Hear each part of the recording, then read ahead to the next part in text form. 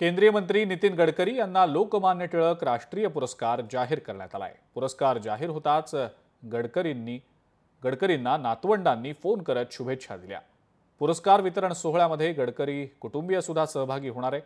नितीन गडकरी यांना आतापर्यंत अनेक मोठमोठे पुरस्कार मिळालेत, मात्र टिळकांच्या नावाने मिळणाऱ्या या पुरस्काराचा वेगळाच आनंद असल्याचं कांचन गडकरी यांचं म्हणणं आहे।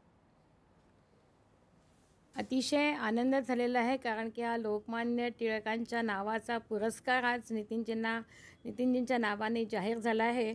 आणि आतापर्यंत त्यांना कृषीविषयकमध्ये 13 डिलीट मिळाल्या, पण हा जो पुरस्कार त्यांनी देशासाठी जे काम केलं आहे, जी सेवा केली आहे, गोरगरिबांची जी सेवा केली आहे, पूर्ण देशामध्ये रस्त्यांचं जाळं विणलं आहे आणि खरोखर देशासाठी समाजासाठी त्यांनी जे आतापर्यंत काम केलं आहे त्याची पावती म्हणजे हा लोकमान्य टिळकांच्या नावाने मिळालेला पुरस्कार आहे असं मला वाटतं।